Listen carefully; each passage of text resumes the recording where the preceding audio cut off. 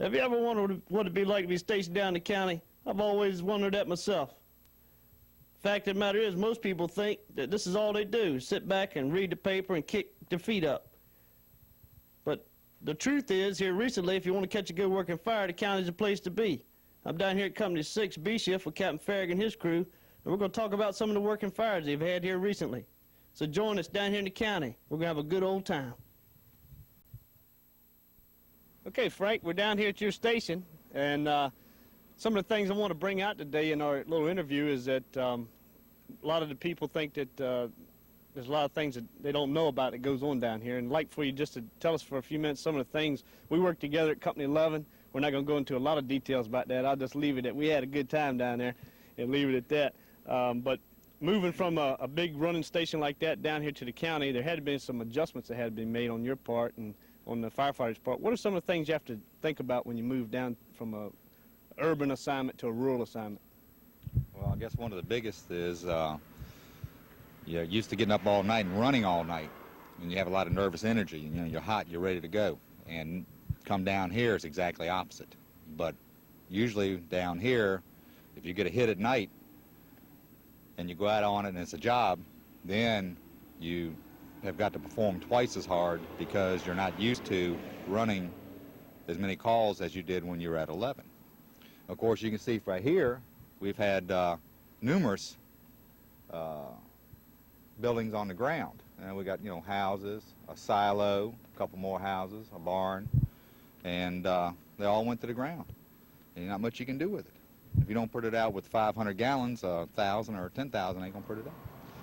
How about special hazards? Some of the things down here, we know the farmers, they do a lot of work down here.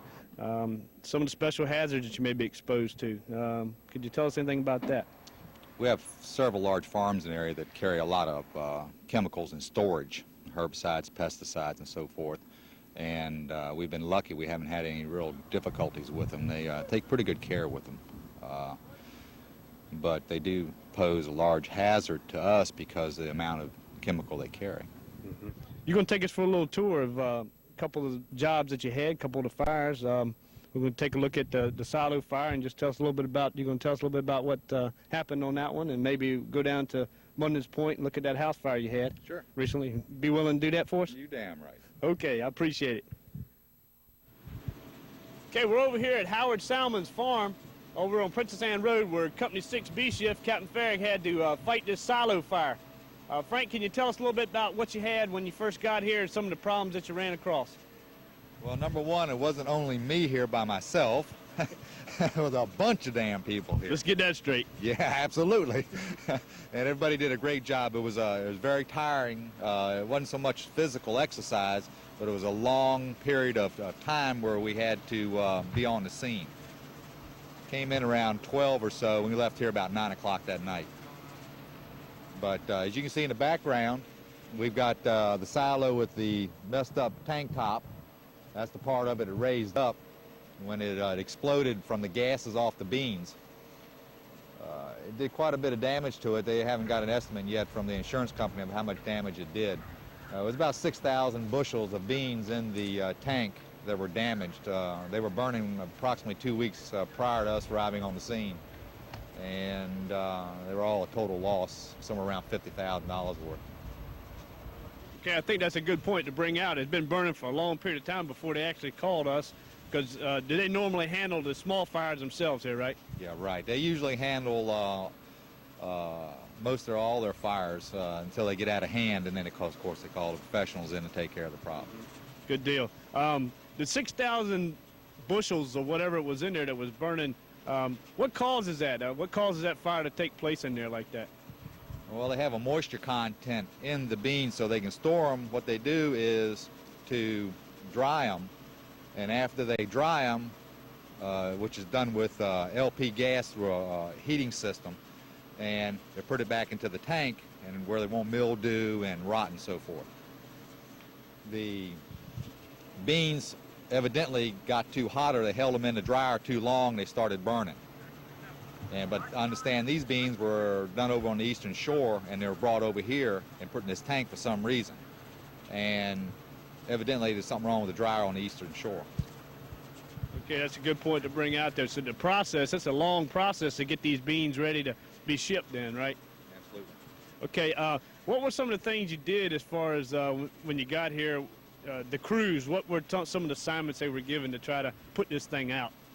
Well, of course, when we first arrived, we started assessing what type of extra equipment we were going to need and that would be able to assist us in doing this job. The first thing I ordered was a platform to work off of. We didn't want to put anybody on top of the tank because of a possible explosion, which we did have. Okay, Frank, you said that you had a lot of people here working and everything on the scene. You said there was a hole that you had to go through on the bottom of the tank. Could you tell us about what that was and what you had to do through that hole? Okay, what our thinking was at the time was to unload the beans rather than put water in the tank and swell the beans up and lock them into the tank. So we started unloading through the bottom of it, which was got a conveyor underneath it, which we could load it onto a truck and put out little spot fires as it comes out. And what it amounts to, I don't know if you've ever seen soybeans burnt, but it looks like a briquette, charcoal. Charcoal briquette, real black and soupy looking, syrupy looking. Well, it wasn't real, it was real hard, real brittle. Okay. So that's what was, had the bottom of the tank stuffed up, and through an access hole in the bottom of the tank, used a long pipe to break it up. Good, that's a good technique. Looks like you had a good water supply right behind you here. Is that what you used behind us right here? Absolutely. We dropped two lines out there and supplied the incident with water from the canal. Good deal. Okay, Frank, we appreciate your time, taking time to tell us about the fire that many people were involved in. And we're going to head on over to Munden's Point Park and look at that house fire. Thanks for your time. Okay, we're down at Munden's Point Park, scene of another house fire that Captain Farragut and his crew had to fight. Can you tell us a little bit about when this call was, Frank, and what type of problems you had with this house fire? Yeah, it was the same day as the silo fire. In fact, we went back in service at 10 o'clock that night. I guess that's for Navy people, that's 2,200 hours. And at 22:30, we got a call for smoke in the area at Munden Point Park. So we responded, and of course, with more information we received from the dispatcher, they thought it was a house and blah, blah, blah. Well, we pulled up on the house fire, the room to your left, or the window to your left, we had one room and contents involved.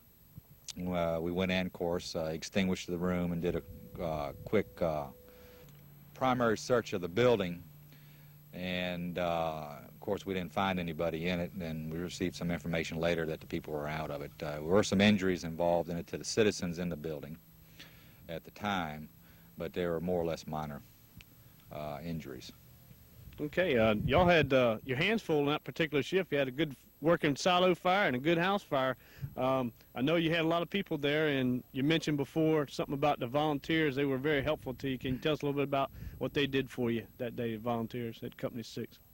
Oh yeah, the volunteers and also the ladies auxiliary to the volunteers brought us food for everybody at the silo fire, and also they had hot drinks and so forth at the Munden Point Fire Force.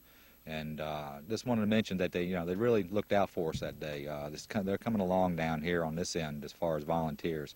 And of course that kept a lot of logistics from taking place as far as the district chief in charge of the incident at the silo fire. And that's a real headache when you're trying to switch people around and you're there for an extended period of time and try to swap them out and get them fed up and to give them a little rest. And it was a big help, and I think they enjoyed helping us.